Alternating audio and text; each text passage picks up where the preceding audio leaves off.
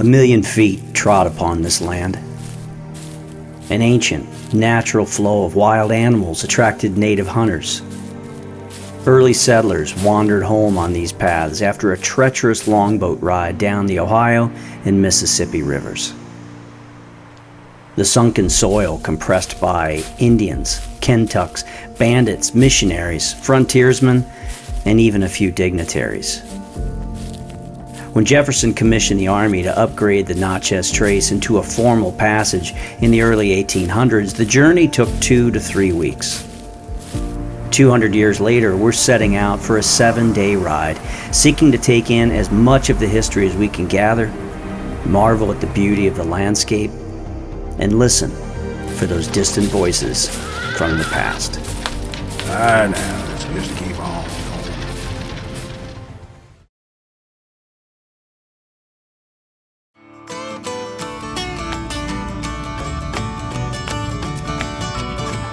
What am I doing, you might ask?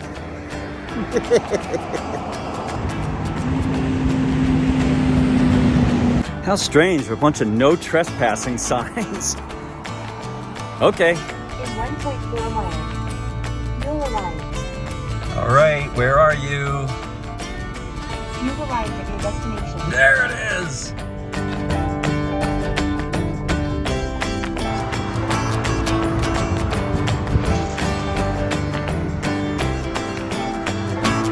Rock on. I'm in the hunt. One more. Ah, there he is.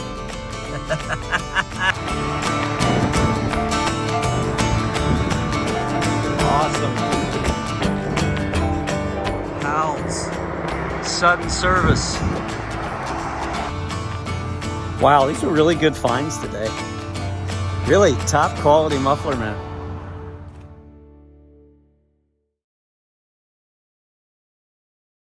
Wow, first time for everything. You ever been to a Buc-ee's? That's the first time for me. I've never been. A little bit of everything in under one roof. Talked to the cashier before I left just to ask her. I said, how do they treat you? Do you like it here? And she says, it's like working at a carnival without the rides. And I said, I'm gonna take that as a positive. And she said, I love it. All right, good for Buc-ee's. All right, look, just a quick update. I am finally in Nashville. It was an incredibly long drive to get here and a ton of traffic. I have this suspicion that Helene came through and did a real number on the road system in Tennessee and Southern Virginia. By the way, if you watched my video on riding through Southern Virginia, it's very sad, but the Creeper Trail and the New River Trail were significantly damaged by that storm. A lot of those trestle bridges, just beautiful bridges in the Virginia Creeper Trail, are gone, and that is going to be a long rebuild. So again, very sad. I stopped the night in Gatlinburg. I haven't been to Gatlinburg in probably 40 years, I'm thinking. It's the same. If you haven't been to Gatlinburg in 40 years, it's the same. It's Gatlinburg. I did eat at the Pancake Pantry. It was a journey back in time, because I remember being there at probably, I don't know, 7 or 8 years old. Right on the main drag. Good pancakes. Tomorrow morning, I am going to join Steve and his son Drew on the Natchez Trace Parkway. It's 440 miles. We're going to do it in 7 days. But let me back up. I know you're asking, who's Steve? Steve and Drew. Well, Drew is Steve's son. About this time last year, Steve and I started corresponding. He's a subscriber to the channel. There's another funny story about Steve that I remember from last year. Oh, just roll the clip. Okay. I'm sorry, I just got one of the funniest emails. This is from a guy who watches the channel, Steve. Well, Steve said some nice things about the channel. I appreciate that, Steve. Thank you. And then he proceeded to tell me some incredibly studly rides that he's done. But then he threw in a sentence. Please forgive my presumption that you are interested.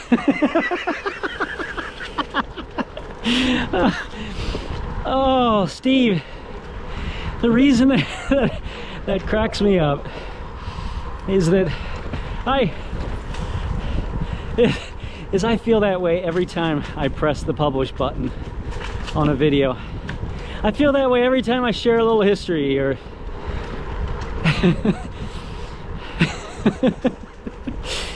Oh, that's just, I've just never said it so eloquently and to the point. Thank you, Steve. You made me laugh really hard. So we got plenty of time to go back and, you know, we're going to have history and famous people and all the stuff you've come to know and enjoy. So, you know, sit back, enjoy. I'm going to get some sleep. I'll see you tomorrow.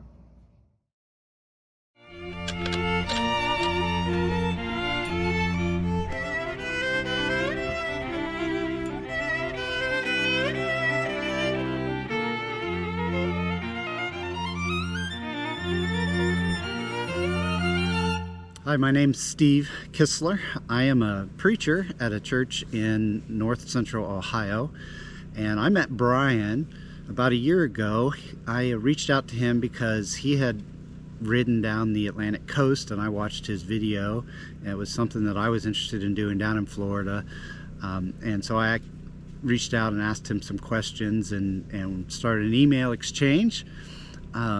And one of the things that we talked about in those emails was various trails we've ridden. And I mentioned the Natchez Trace Parkway. That was a great ride and had a lot of history associated with it, and that I would ride it with him if he ever wanted to do it. And so he reached out to me and said, hey, I'm going to ride that. You want to go with me? And so here we are. I'm Drew. I'm Steve's son. I met Brian through Steve, my dad, and I just tag along and let him do all the planning. One of my longer riding trips, what we do, 250 in Illinois last year, 260? That was 360. Oh, I don't remember. 360 miles? Okay. So this guy's an accomplished rider. All right. Awesome, Drew.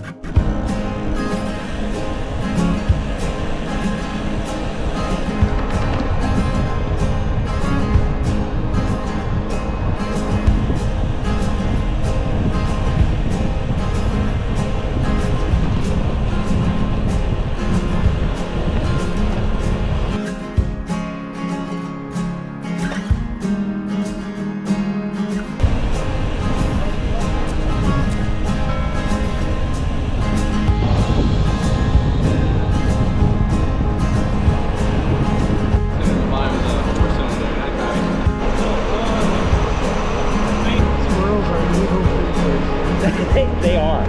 They are.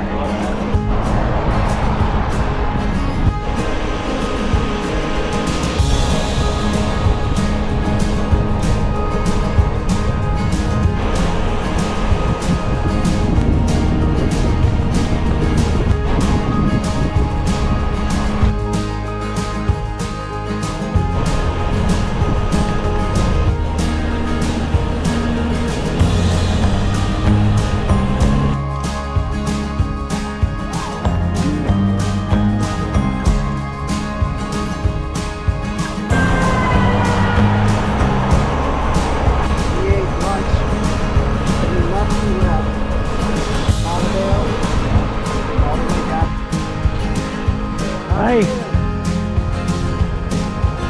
No water access.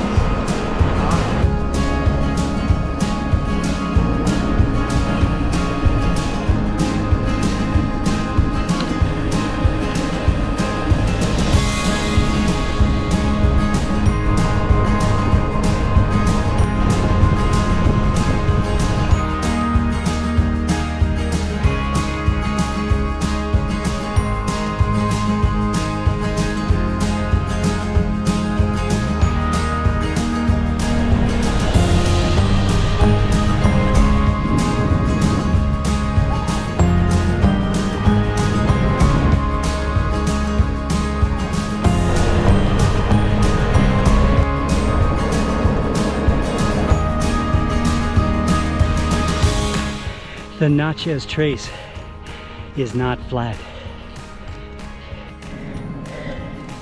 And I am not 28 years old.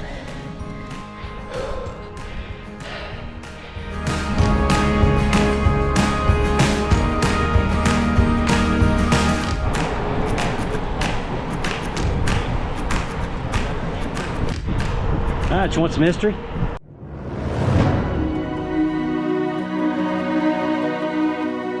The trace is managed by the National Park Service, and it's 444 miles passed through 3 states, starting near Nashville, Tennessee, skirting briefly through the corner of Alabama, and ending in Natchez, Mississippi. Vehicles are limited to 50 miles an hour, and there is no commercial traffic allowed.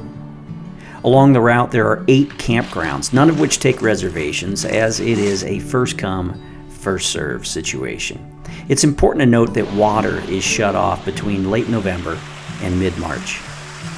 But stepping back, historically, this was a travel corridor for thousands of years.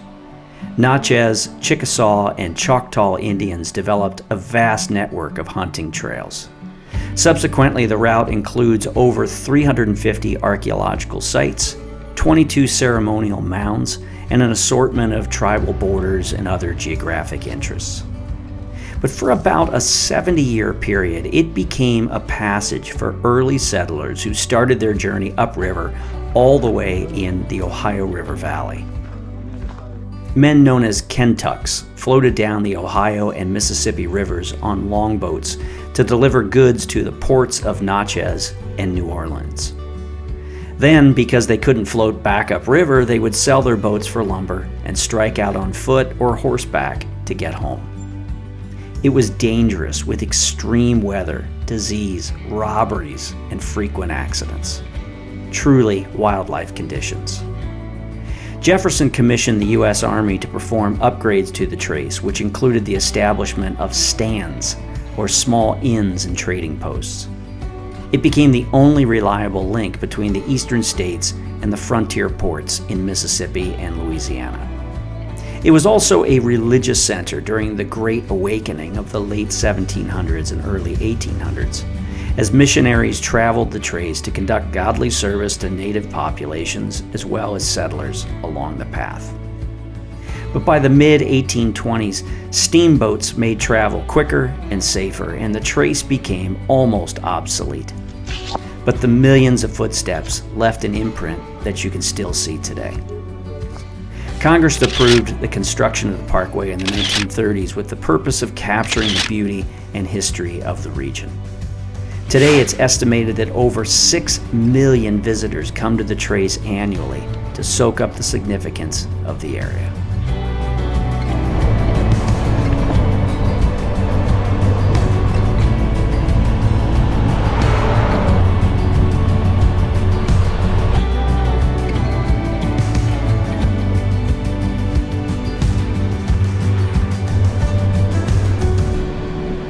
Meriwether Lewis campground.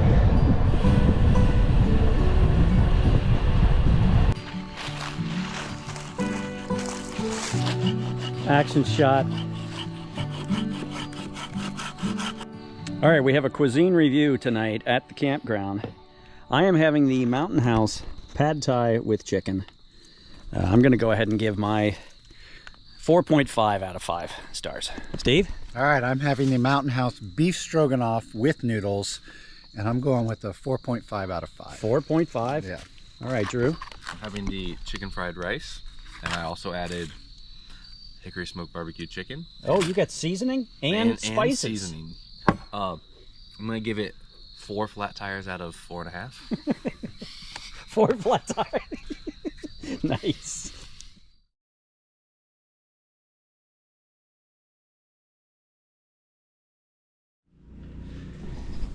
Move might be the move.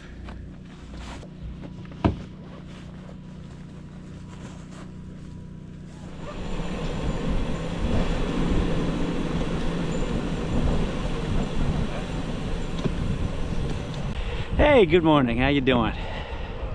Day 2. It is nippy this morning. It got down to, my phone said it got down to 36 degrees last night. I believe it. About 3 o'clock in the morning, I emptied out my bag of clothes and put on a lot. And I still got a lot on. Chilly. We had a fire last night, which was awesome. But yeah, temperature dipped. But we got up this morning, we packed up, and we are ready to go. It's going to be another beautiful day There is no rain in the forecast for this entire trip. Fantastic.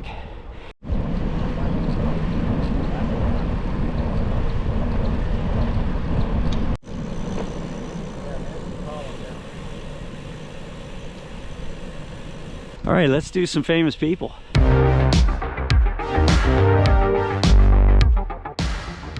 Our famous person today is pretty easy to pick. We stayed last night in the Meriwether Lewis campground. Who was Meriwether Lewis? Well, he was a soldier, a statesman, kind of a hobbyist scientist. He was born in Virginia, and near the same area that Thomas Jefferson came from, because, well, Thomas Jefferson had a lot of respect for him. He was Thomas Jefferson's personal secretary for quite a while. And after the purchase of the Louisiana Territory, Jefferson appointed Lewis to head an expedition to go see what they just purchased. And Lewis had a friend through the Army, William Clark. So hence Lewis and Clark. There you go. And they made their way not just through the Louisiana Territory, but also all the way to the West Coast. It was a part military expedition and part science expedition.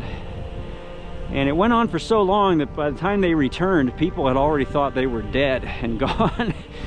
And actually, the truth is, only one person died on that expedition. But, well, Meriwether Lewis was appointed the governor over the Louisiana Territory.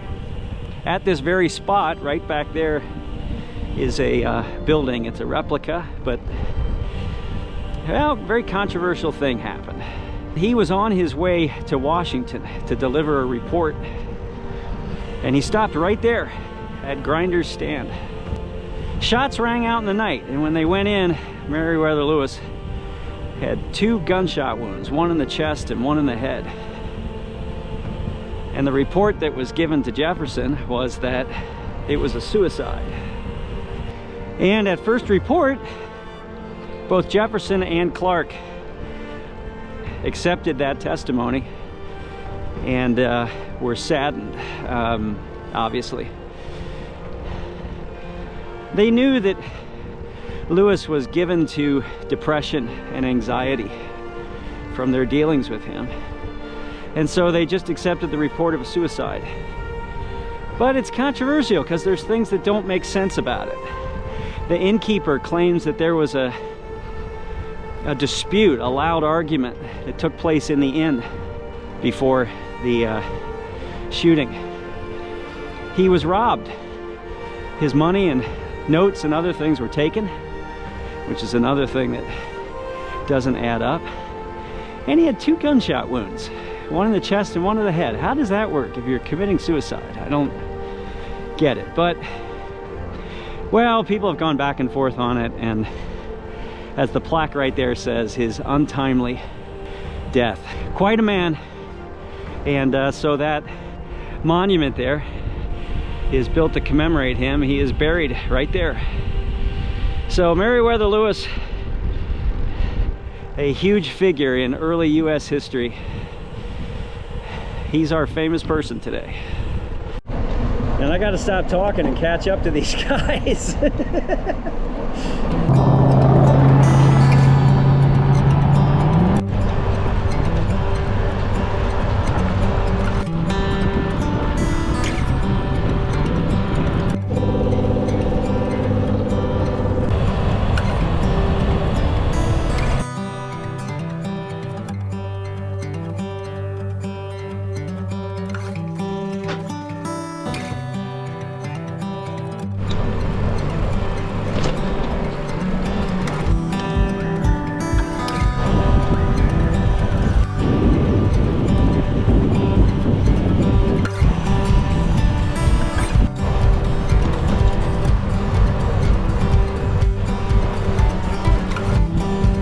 It has been an incredibly beautiful, peaceful morning here, which leads to few years ago, in a moment of serious hunger, which I could not find any appropriate food, I consumed a payday that had expired over 2 years earlier.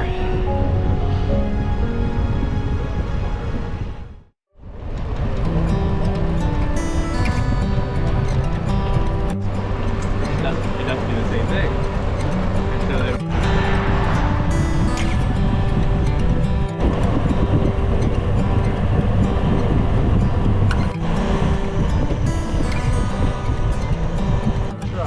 Collinwood has a water tower.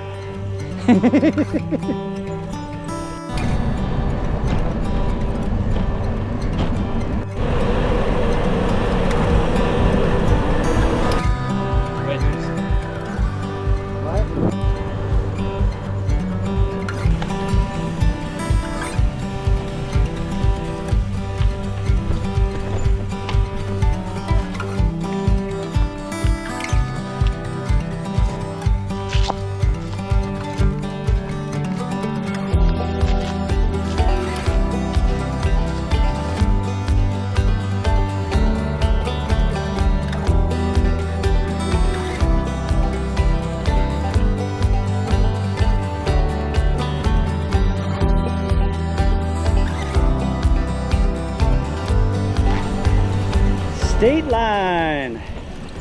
Woohoo! We supposed to do a little dance or something?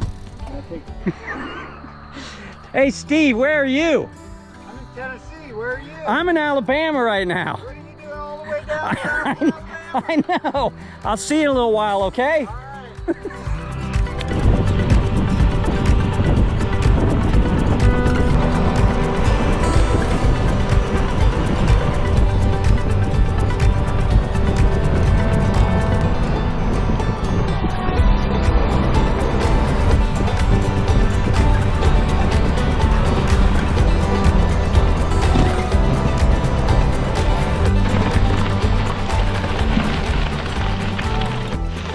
All right, you're gonna have to forgive the mistakes here, but we think this is called Tulani's Wall. This dude built it rock by rock.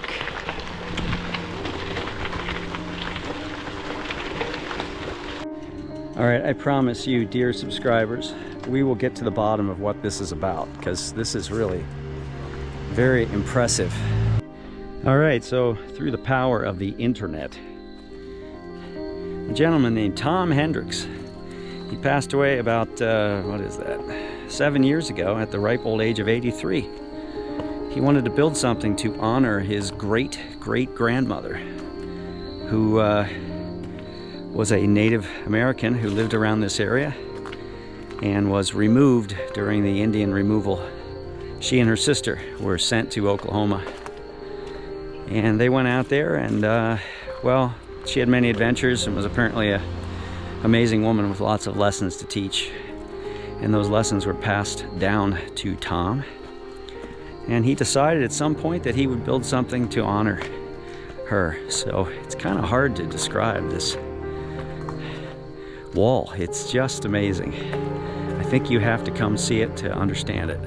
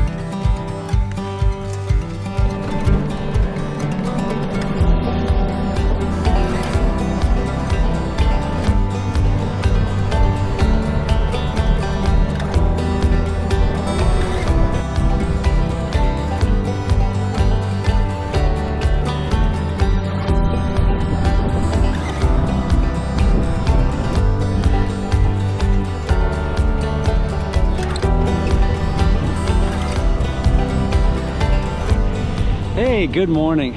Day 3. We had a super relaxing night last night. Culver's Ferry, a little rustic camp spot that was perfect, just perfect. Very peaceful. But as we were coming in last night, there was a huge fire. We didn't know what was going on. Now we've seen it. There, I don't know if you can see over my shoulder. There's a forest fire, I guess they were putting out, but it's still kind of smoldering over there right now, and it's definitely very smoky air.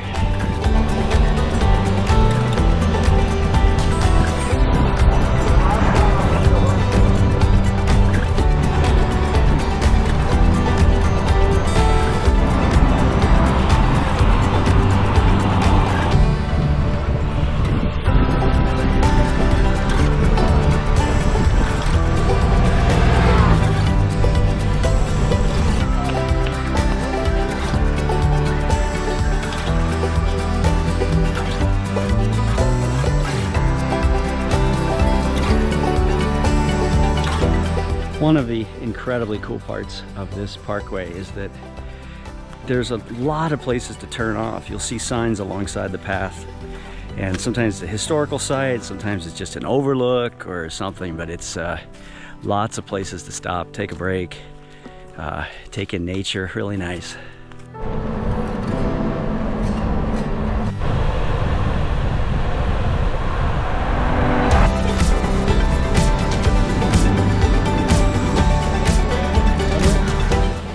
All right, another state down.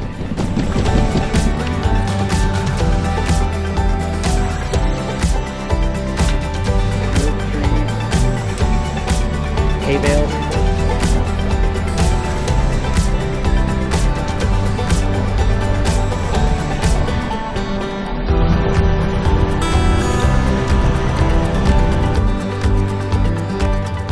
All right, this little waterway up here is called, I'll have to put it on the screen. They built it to connect some rivers. It's very cool. There's that side. Buckle up, I'll show you the other.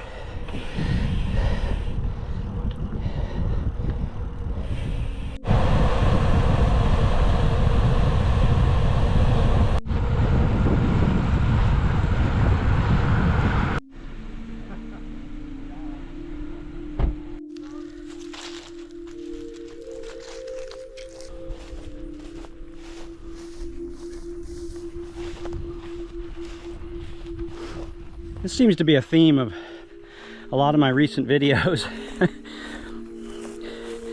This is part of Mississippian culture. And I'll readily admit it, I don't even have a Wikipedia understanding of this. It's something I really want to drill into more. By the way, if any of you are into archaeology or ancient civilization, you know some good books, I'm all for recommendations. I find this fascinating. I like really fascinating. Anyway, you know, the sign back there says, oh, this is around 1 AD or something, 100 AD.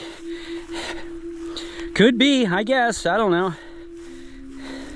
Here's this burial mound.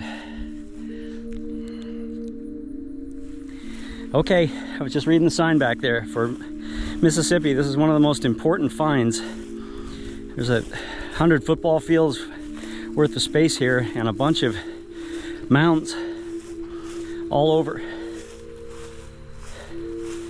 And they very quickly call these burial mounds, but I don't know about this one. Many of the burial mounds I've talked about in other parts of the country, they can't find any actually trace of burial. Sometimes it's just assumed that they were burial mounds. I don't know, I'm not trying to raise any conspiracy theories. But I would love to know more about it, because there's no doubt there was a civilization here and we don't know hardly anything about it. Isn't that incredible? French explorers documented civilizations, cities back in the 1500s, early 1600s that just disappeared, and nobody knows why. There you go. There's the extent of my knowledge. But this is as close as I have ever come to one of these Indian burial mounds. Very cool.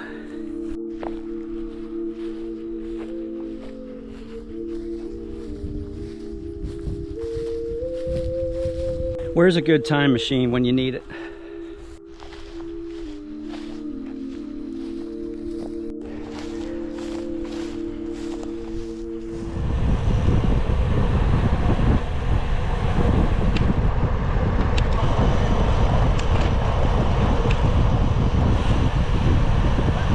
Beautiful, beautiful day today. We're gonna end our day shortly here in Tupelo, Mississippi, which means it's time for a famous person.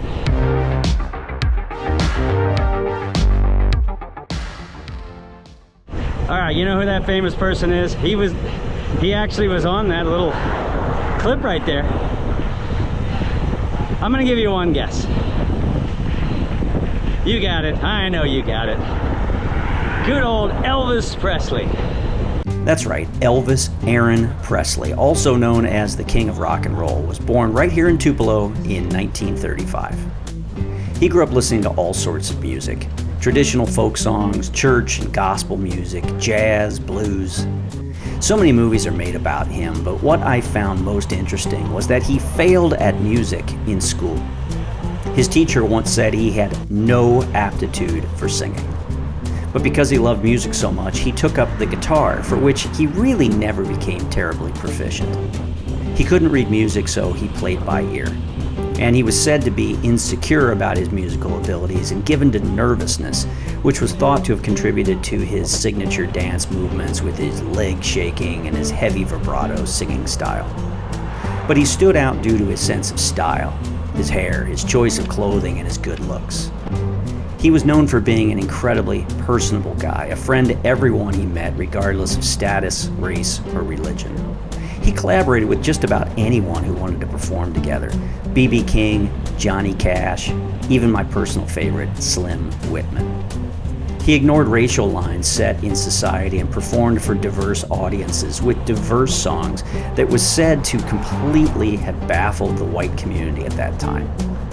So as we ride through today, we stop to recognize that this area shaped him most definitely, gave him the life perspective that carried him forward in life, and he never forgot or denied those roots.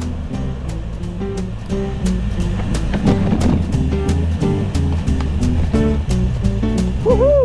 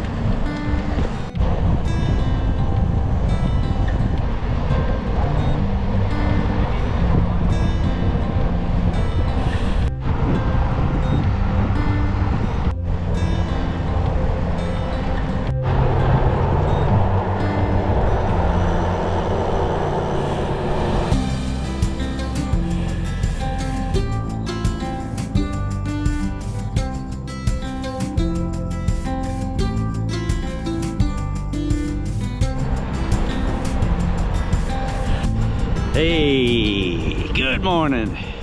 Just warmed up enough to talk. It's another morning, crisp morning in the, I don't know, upper 40s. We've had some cool weather on this trip. Anyway, yesterday, beautiful ride. Great, just incredible. I always say, you know, bike touring makes you grateful for little things. That hot shower yesterday, wow, incredible. We went to one of these little make your own kind of pizza places, and we each ordered a pizza, and you know, I started eating and I reached down for another slice of pizza and it was gone. It was totally gone. You know, you think to yourself, that's the best pizza I've ever had. Good stuff. Anyway, chance to get the grime, 3 days worth of grime off our body and start off today clean. Ah, how nice. Fantastic. Well, anyway, we've got miles today to another campground for tonight, and it's going to be another beautiful sunny day, so looking forward to it.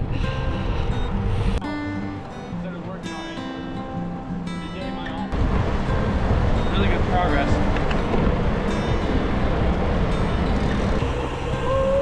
Woohoo! We are halfway.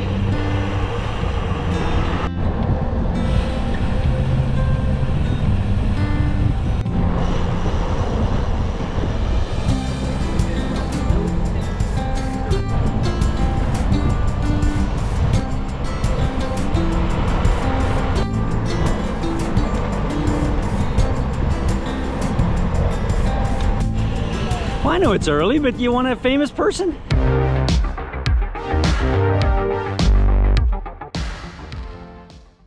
Like you have a choice. I got my geography a little mixed up. So a little bit further north here as we went through Alabama. Helen Keller.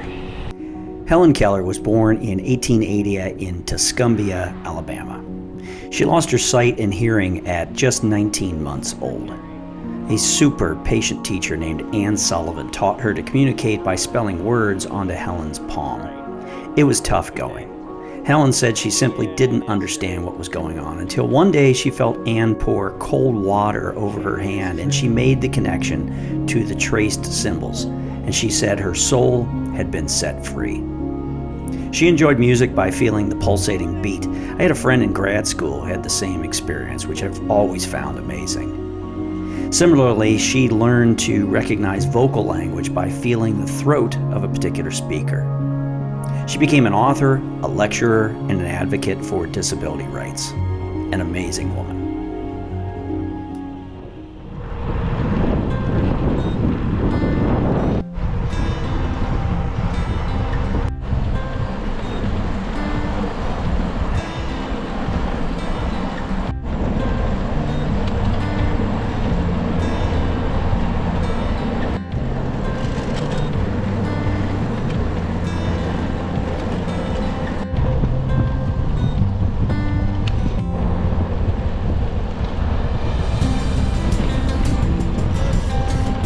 Go.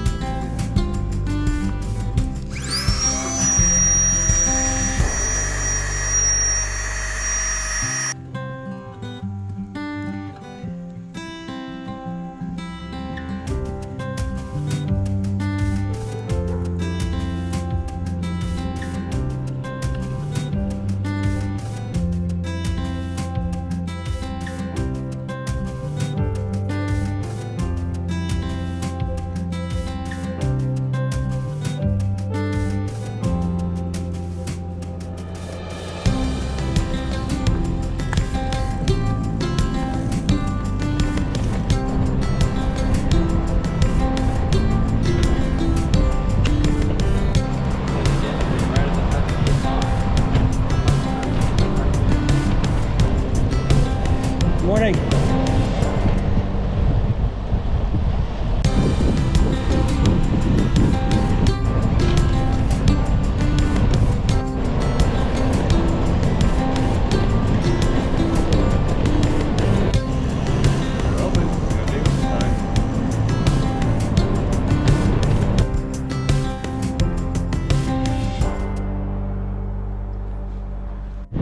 Well, belated good morning to you. We've been riding for about an hour just trying to warm up. It was chilly and we left about an hour early, a little bit after 8 o'clock.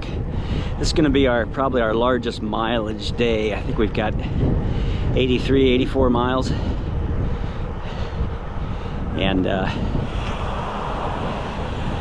we're gonna stop and help somebody here. Hold on a sec. All right, that was a false alarm.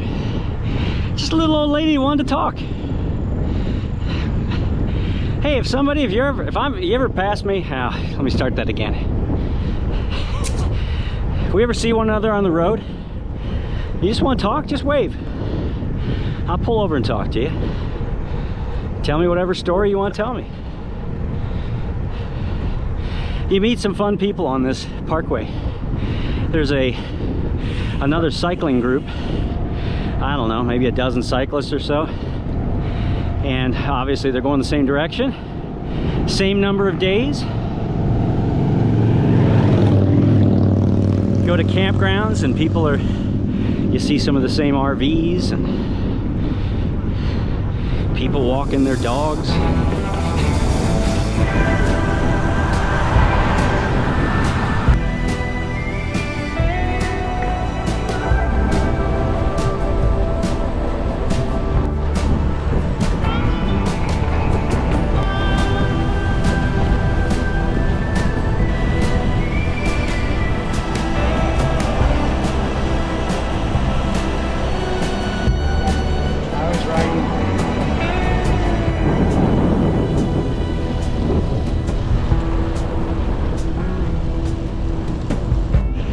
Hey, back by popular demand.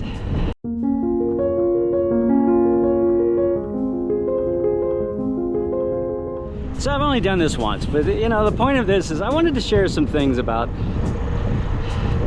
well, it's exactly what it said, having a healthy mindset. One of the things that is, it's not something I just recently started doing, it's something I've been doing my whole life, but I think it started to make sense more recently. Well, let me just say it. I think one of the keys to having a healthy mindset is maintaining a creative outlet in your life. Art, music, singing, cooking, making YouTube videos.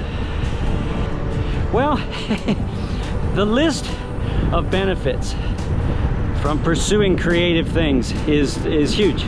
It's huge. It helps you in problem solving. It helps you in personal communications. It helps you overcome anxiety and depression even. But here's the amazing thing. I'll put a link to a couple articles because I think this one is really interesting. And I am a living, breathing testament to this principle. You don't have to be good at the creative thing to get the benefits. You don't. They had a study of some older people who were suffering from anxiety. And they had them do finger painting. I mean, come on, one of the most basic things imaginable. Finger paints. And do some pictures. And the pictures were awful, as you might expect. And yet these people derived all the benefits, all the mental benefits of doing and engaging in that creative endeavor. So, you know, you don't have to be Van Gogh. Although, isn't it interesting, people during Van Gogh's time, well, some didn't think he was a very good artist. And he didn't think he was a very good artist, apparently, at one point. All right, sorry, didn't mean to go offline there, but you don't have to be good at it. Go do something creative, okay? You're gonna get a ton of gain out of it.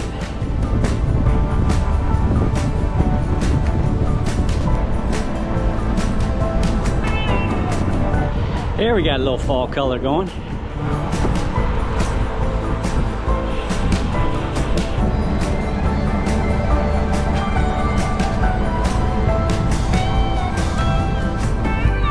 All right, we were told by a gentleman going the other way to look for this little blue hut off the trail.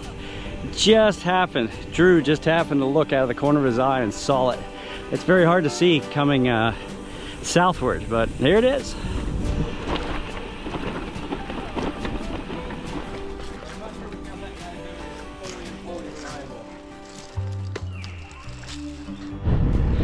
So that little hut was constructed in honor of a gentleman named Zach Joyner.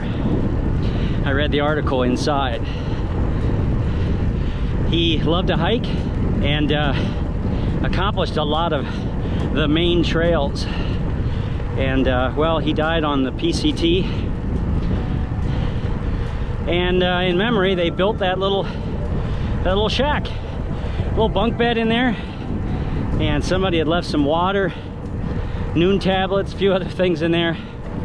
But how nice to be remembered that way.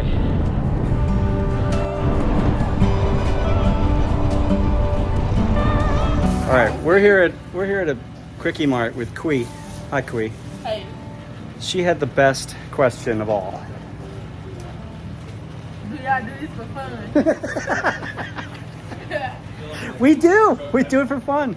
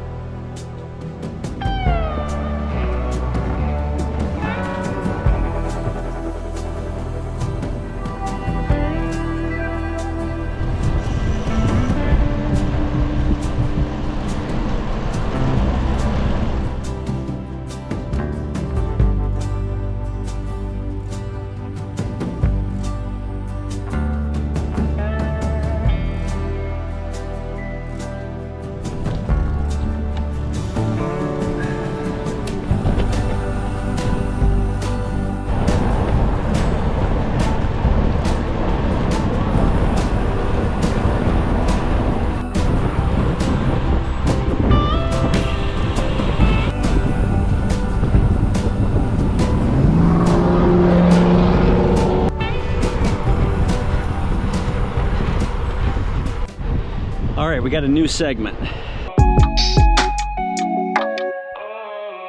The word of the day today is mayonnaise, as in mayonnaise a lot of hills on this route.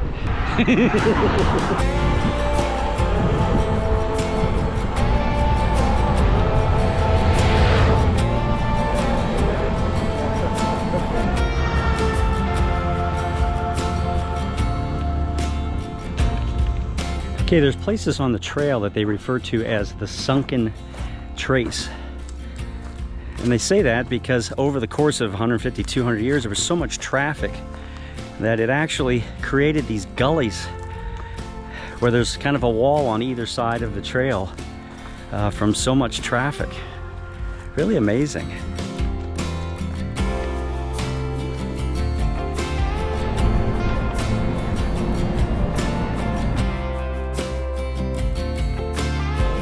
That looks good. That looks good. All right, look, I'm just gonna throw it out there. You know, I don't do a whole lot of recommendations. This place is called Cock of the Walk. If you're anywhere nearby here, you need to stop and have lunch. That was the best catfish I think I've ever had in my life. Black-eyed peas, okra. Whoo! Fantastic.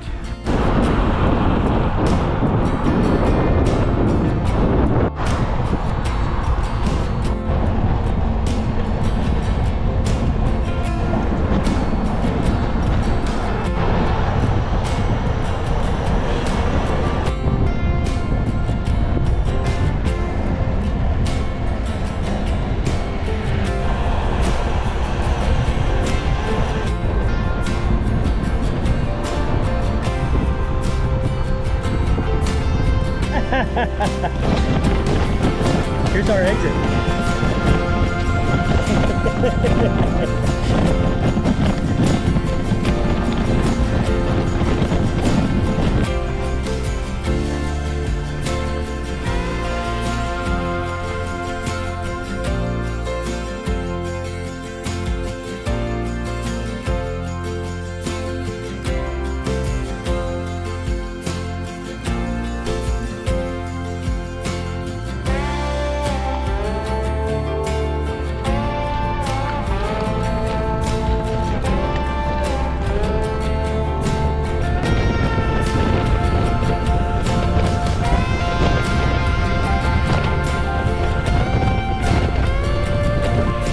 right, good morning.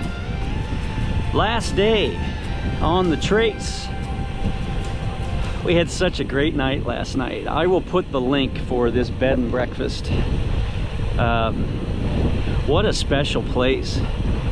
A lot of history.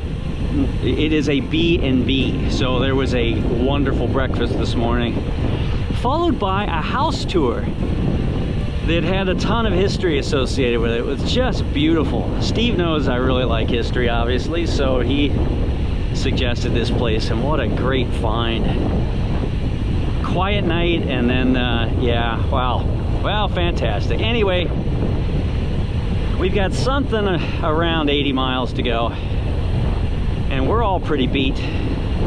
My legs feel like stilts even after stretching a ton, so well, we'll see how the day unfolds, but off we go.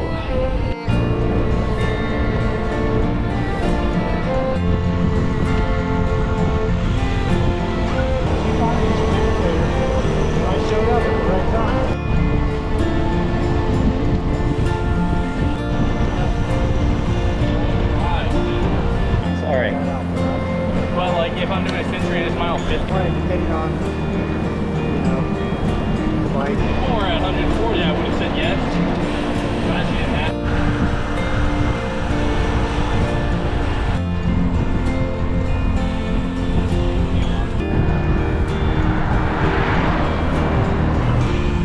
All right, our Natchez word of the day. Marinara. As in yesterday, we were going about 17 marinara.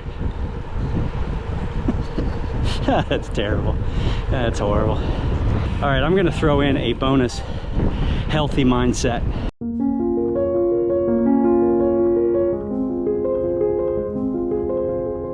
I'm gonna throw this one in because it relates to the one I shared, how many days ago was that? 2 days? 2 days ago. Talking about being creative. Well, this is almost the other side of the same coin. One key to a healthy mindset is to learn stuff. Learn something. A buddy of mine told me he's a doctor.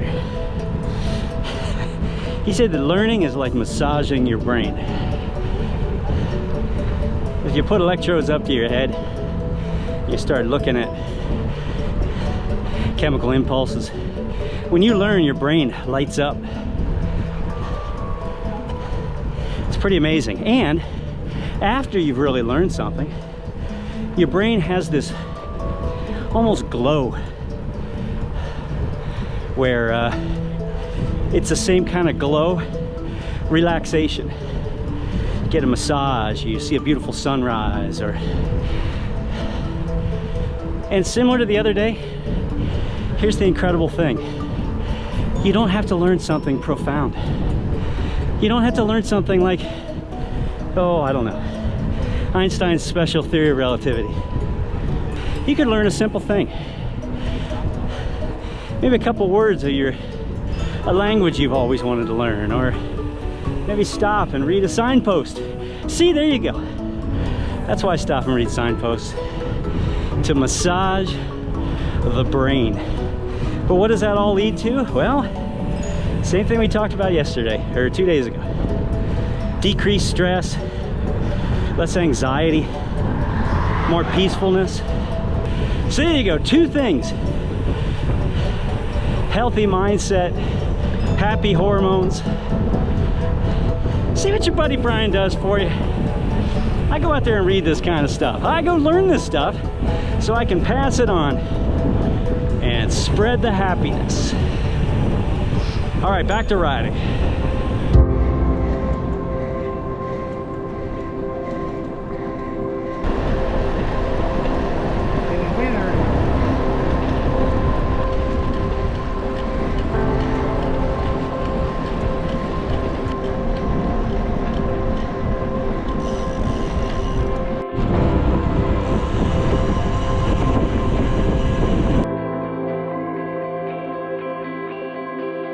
All right, So Brian will probably never put this in the video, but I thought I'd record it anyway.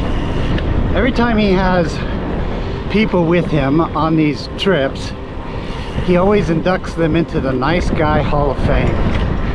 But what Brian never says,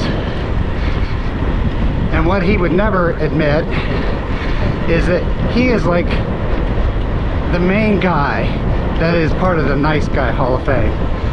We came on this trip never having personally met Brian before, and we have had an incredible trip and have just thoroughly enjoyed it. So thank you for that, Brian.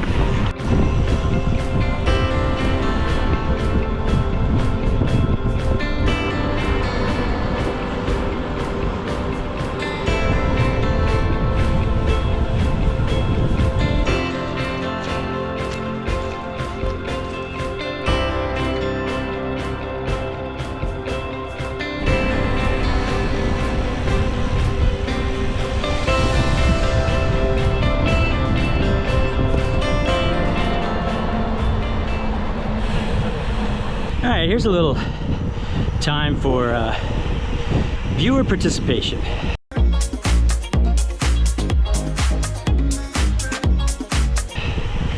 We were just having a discussion a little bit earlier. I asked this question of a lot of cyclists, so if you're a cyclist, I'm asking you, okay? Run to the comments section and share your answer.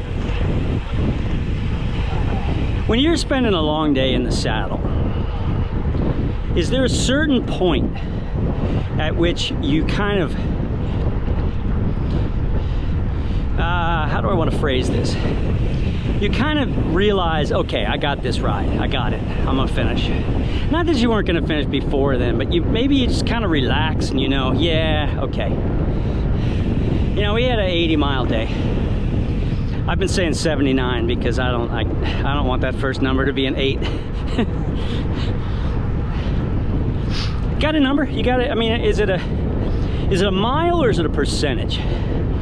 Because Drew, he said 75%. When you hit 75%, good to go. Well, we're there right now. I agree with that number. I said on an 80-mile day, 25, but we just passed 20. And I feel a little weight off my shoulder. Like, pretty sure we're gonna make it now. You got an answer to that? Run to the comments. Type it down. I want to know.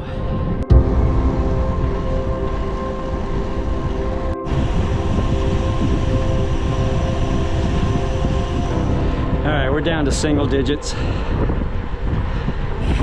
We have elected that we are done with all history. It's time to finish. It's upper 80s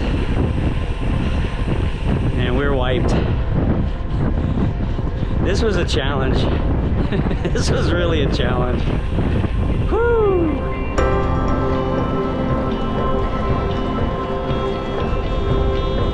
Woohoo!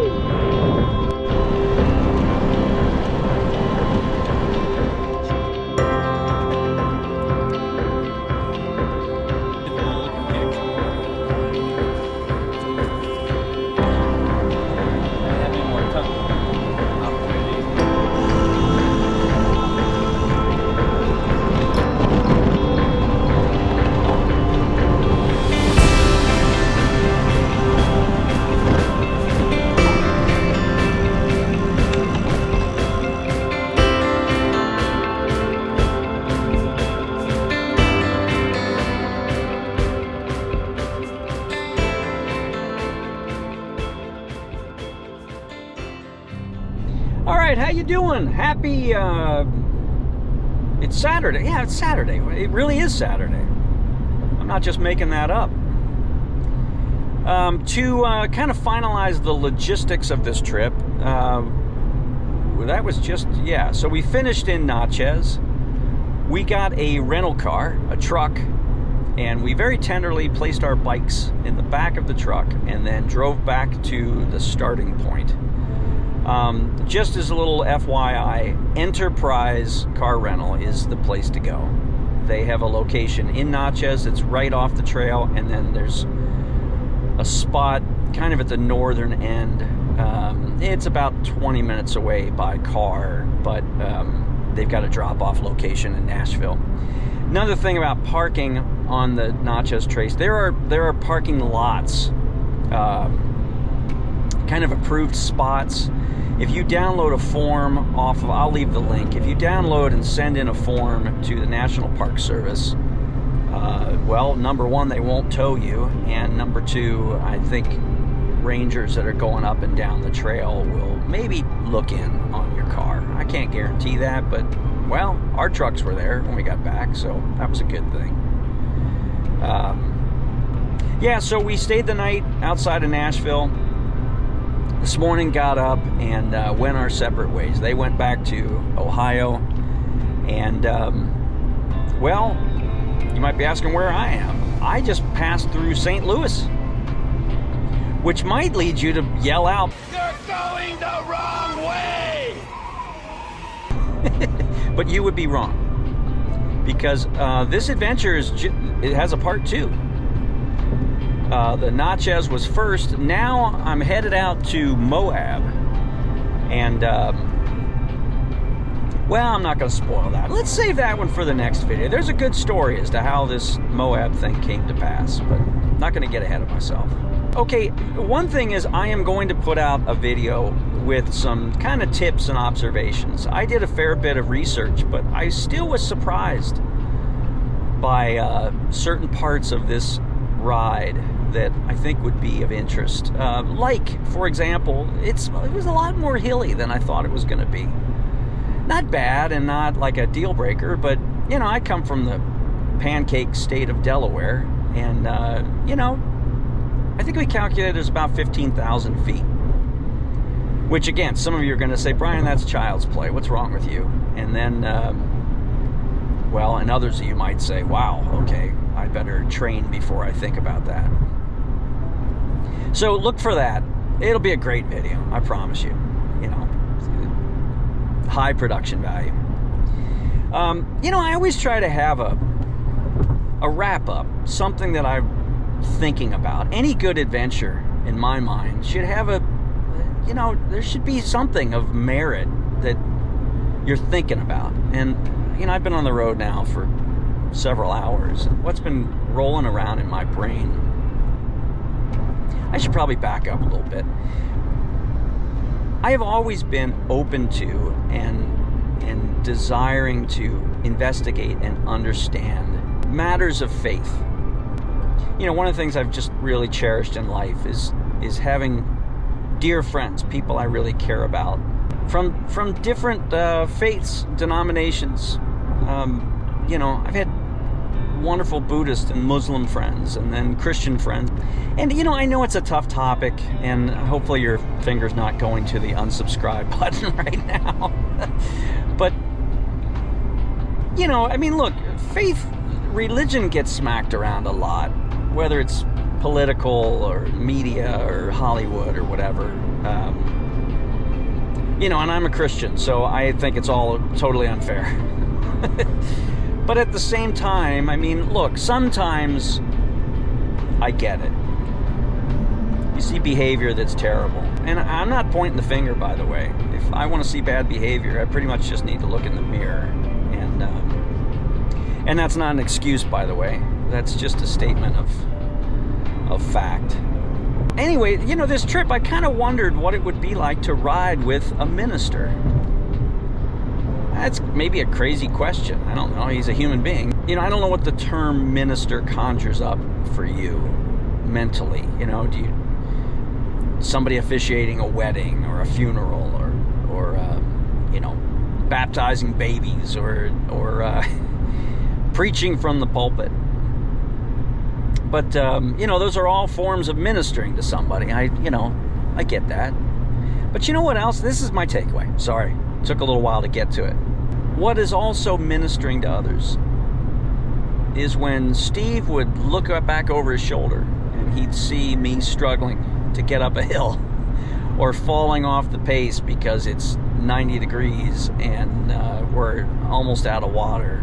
And the way he very naturally and very subtly would just slow down a little bit, wait till I catch up, have something to say that would encourage me to keep going, take my mind off of the fact that my thighs felt like concrete.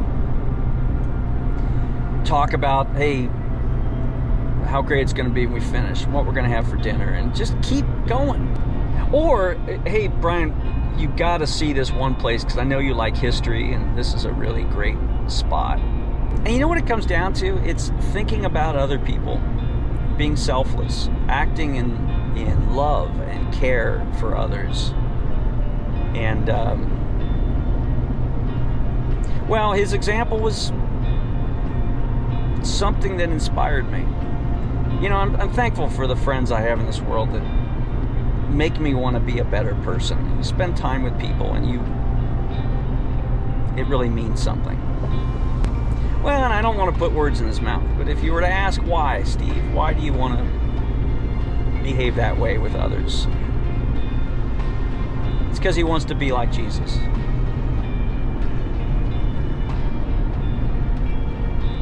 I'm going to leave it there. That's what I've been thinking about for so many hours, and I've got quite a few more to go. Now, where I do question his tenderheartedness is when he and his son would just lay down the law and, you know, form a pace line, and we're going 22 miles an hour, and I am just hanging on for dear life. They were such strong riders. Man, that was impressive. I had a week of training. I really did. I mean, I can feel it. Even this morning when I got up, wow.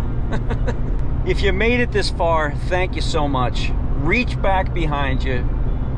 Pat yourself on the back. You can imagine it's me patting you on the back, because if I were there, I'd pat you on the back. I'd say thank you. And I appreciate you watching, and I'll see you on the next one.